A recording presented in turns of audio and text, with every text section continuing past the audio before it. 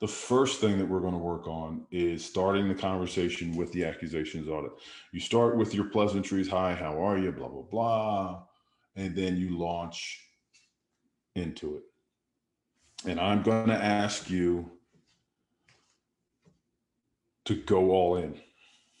I'm going to ask you to be very deliberate in your construction of your accusations audit list.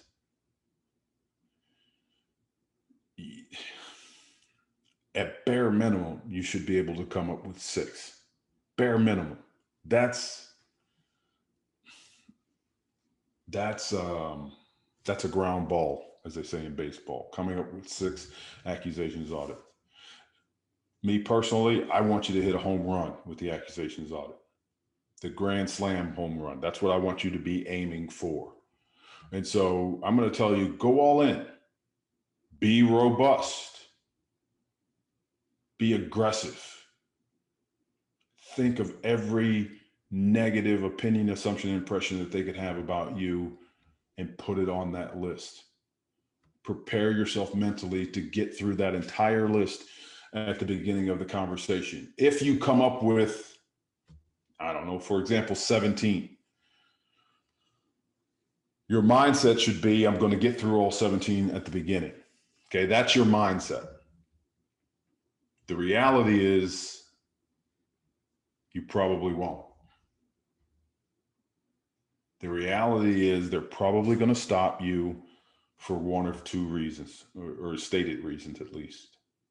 They're either going to say, A, you're being too hard on yourself. I wasn't thinking those things. Or B, listen, I got other things to do today. Let's get down to brass tacks and let's talk about why we are in the room or on the phone together. Either way, you are in a good spot because the conversation now turns into the direction that you ultimately want it to go anyway. And it doesn't look like it's your idea. It's their idea. Again, that whole notion of protecting autonomy. Now, having said that, you come up with 17, they stop you at 8 for one of those 2 reasons I just mentioned. That does not absolve you of the responsibility of getting those other 9 in throughout the course of the conversation.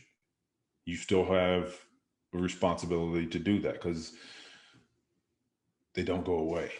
Just because you haven't said them doesn't mean that they've gone away, that they don't need to be addressed. And if you don't address them throughout the course of the conversation, it's going to come back to haunt you. Now,